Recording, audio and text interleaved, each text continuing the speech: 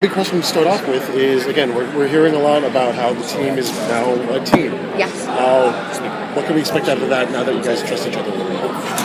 Yeah, well, I think it's really exciting for us to be able to come back together, because I think what happens at the very beginning is that we're not quite on the same page, and so this giant storm converges over New York, and it's a task too big for any one librarian. So we do have to sort of figure out how to fall back into place. And I think now we all understand more who we are and how we are a librarian and how we do figure it out. And so it's fun to have these giant growth spurts and capture them on film. Yeah. I actually was talking, so I didn't hear the question, but I feel like the kid in class that got caught out for not listening. Yeah, what did I just say? I think, yeah. So do you want me to ask the question again? Yeah. So the question was, just how, because now you guys trust each other a little more, how much will that influence the characters going forward? Yeah, I think, I just mentioned before, actually, it's like when you get to know someone, but then you really get to know someone, you see their real side. There's a lot of conflicts that happen, a lot of wedge issues and things like that. So I think it's a case of there's a lot of cooks in the kitchen now. We're full-fledged librarians. Everyone thinks they know the right way to handle a situation, and I think you're going to see that not only the way we clash, but the way we resolve our differences, and it's going to be a lot of fun. They are more developed, they do trust each other, but it doesn't mean that they think any less of their own opinions. They still think that they know the right way. So that's sort of what I took from season 2. So John, quick question. I like your character because your character is kind of like the more immature, he's the young one. He's the one who loves to have fun. Thanks, mate. In the second he's a season, wanker, you can say it. Yeah. No one else says that. Yeah. This is okay. We don't say that here. Okay. I say wanker. Oh, okay. There There you we go. go. You're my kind of girl. Thank you. We say other things, but not that. Yeah. But anyway, They're better. in the second season, did we see a little bit more maturity coming from you? Yeah, there's an episode coming up, and I believe it's playing relatively late, but it's a time loop episode where you're going to get to see Ezekiel's maturity and his leadership qualities come to play.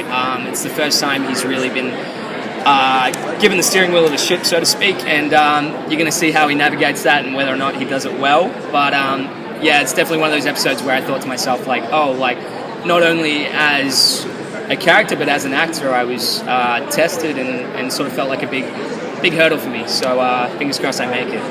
Not to scare you, but from one Asian guy to another, you're breaking a lot of stereotypes on the show. Yeah. Do you feel a lot of pressure because a lot of eyes are on you because this show is kind of breaking ground in some ways? Yeah, I mean, I think it trips a lot of people out seeing an Asian Australian.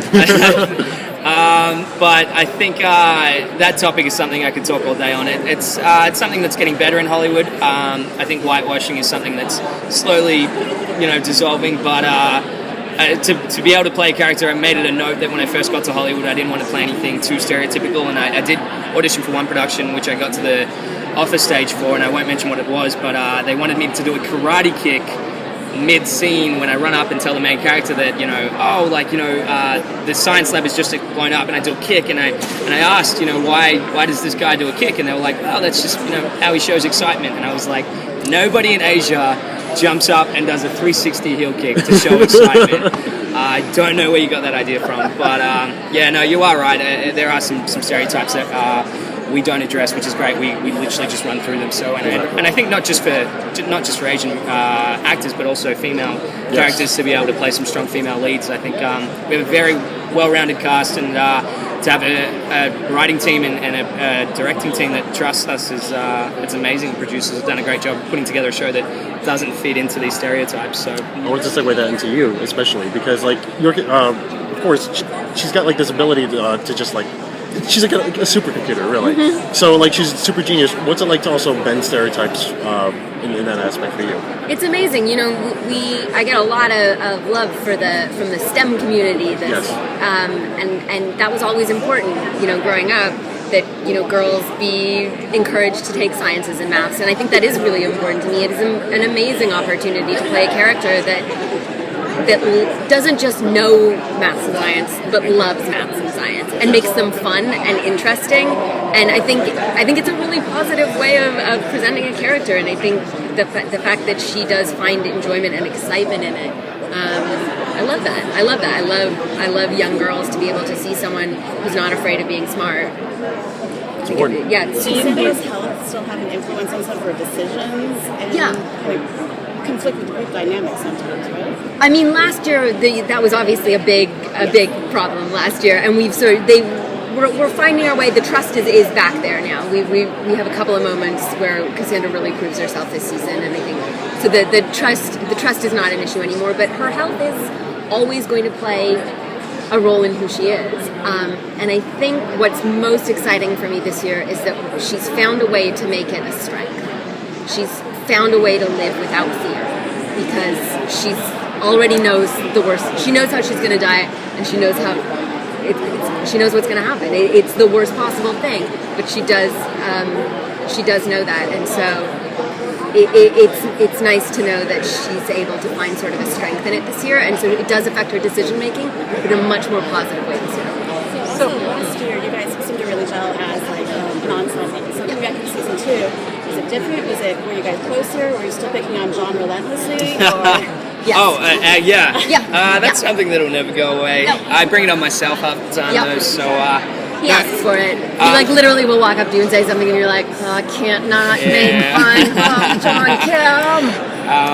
But no, we have such great relationships off screen. Lindy and Rebecca literally housed me for different periods of time. I'm a perennial couch surfer. And Christian and I have a great relationship. John and I will go and get lunch from time to time, and Noah's just like Noah's just the greatest guy ever. So we're very lucky to have such amazing people. And I think it shows in the work too. Like I think it really does. You get the sense that these people really do love each other and really are able to figure each other out, and it's so much fun for us to play with. Librarians. Blackbeard.